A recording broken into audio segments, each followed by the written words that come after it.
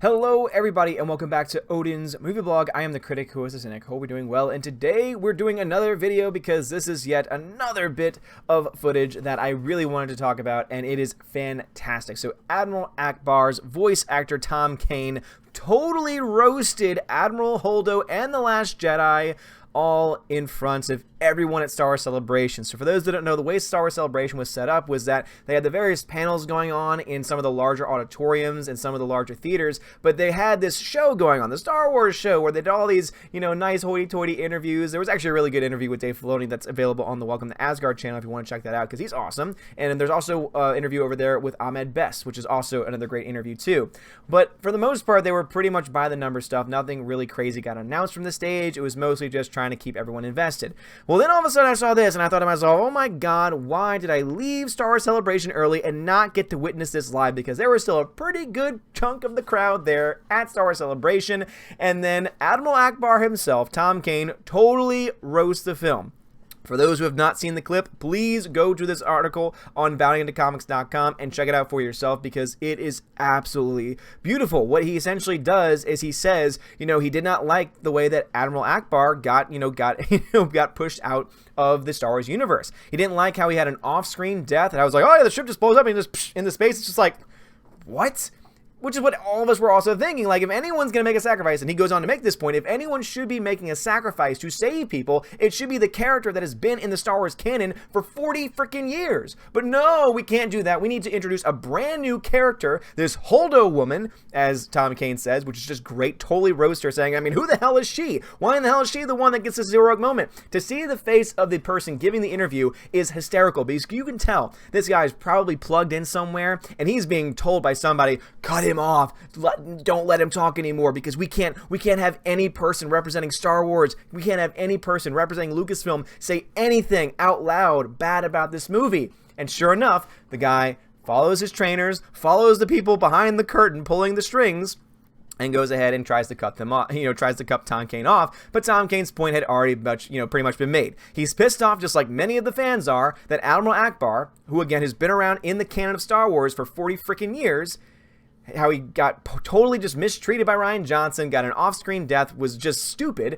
Oh, well, I was subverting your expectations. Who'd you think was going to sacrifice himself? You thought that Admiral Ackbar was going to support himself? Oh, it's a trap. No, we thought that, at least some of these characters would be given some respect, but obviously, Kathleen Kennedy, Rian Johnson, they don't care about that. They would much rather put a woman in a nightgown, Captain, Miss SJW, Admiral SJW, Admiral Gender Studies herself with the purple hair, and, I mean, seriously, you know what she was representing. You know why that character was put into place. What was her main objective? Oh, that's right, to put Finn down. To put Poe Dameron down. Sorry, I'm getting my people confused. The main point was to put, to put Poe down. That was the whole reason why she was there. She was the foil for Poe. She was the one that was going to try and teach Poe that his toxic masculinity was getting in the way, and I've dealt with flyboys like you before. That was the whole purpose for a character. And then they're supposed to try and redeem her by saying, oh, but I've had this plan all along that I didn't tell anybody about, even though narratively it makes no sense, because they could have done so much in order to make this actually plan happen without anyone dying. But, I digress. Glad that she's gone from the universe. Or is she? Bum, bum, bum. Whoever knows. Because honestly, at this point, they could bring whoever the hell they want back, because that's just what they're going to do. But no, someone that should have gotten that type of thing. If you're going to kill off Ackbar, oh, that's okay. But let him, as the leader, as the person that's been in the Star Wars universe now for so long, as the person that people have such a strong attachment to. Seriously, ask anyone about Star Wars and one of their favorite quotes, and I'll guarantee you in their top 10 favorite quotes, one of them is going to be, "It's a trap." Like, seriously. One of the most iconic parts of Star Wars, with a giant fish head. And the animation for Ackbar was actually pretty good. I overall liked it. I obviously prefer practical effects, but for using CGI, the CGI wasn't total crap.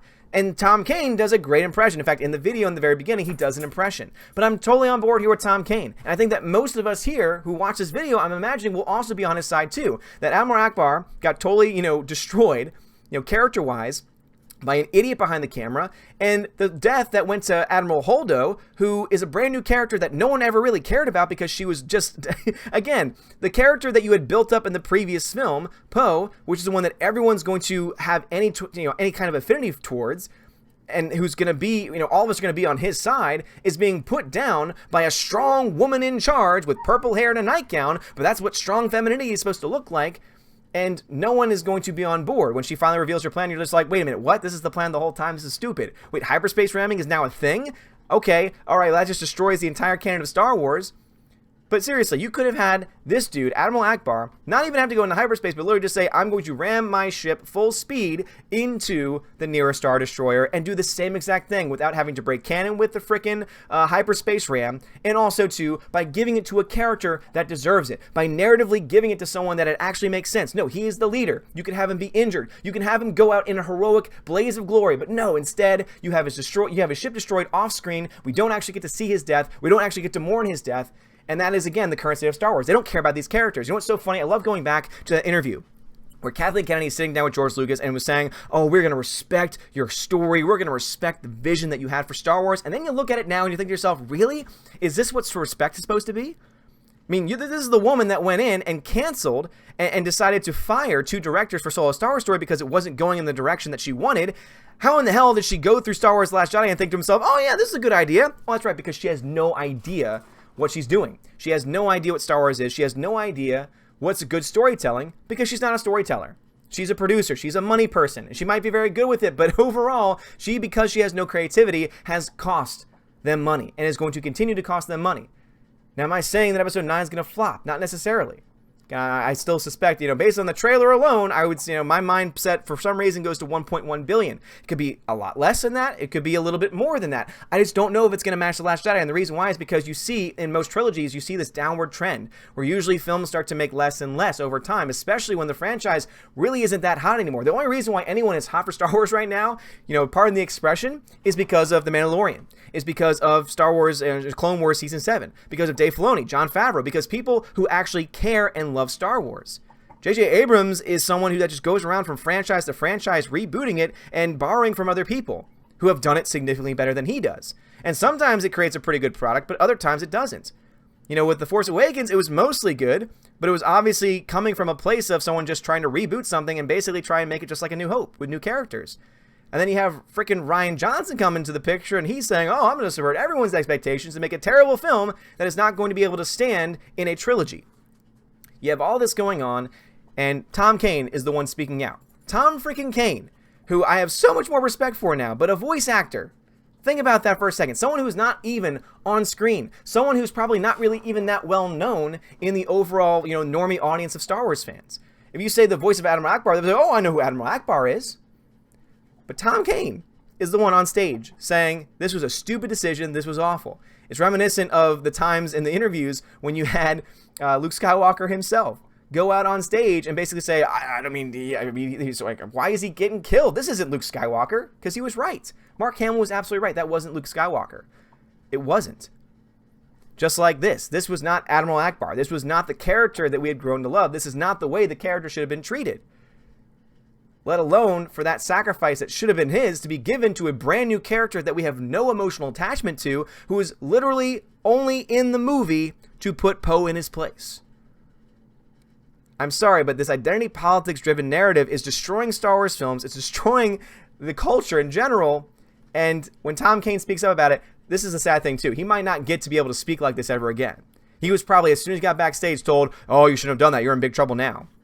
Because for some reason, there are people that still protect that stupid movie, that so many people don't like, that so many people hate, that so many people realize and recognize. Even J.J. Abrams himself, by the very fact that he's retconning some of the most key elements to that story, shows very clearly that that movie was not good. That from at least a narrative perspective, there were so many problems and brokenness within the film itself.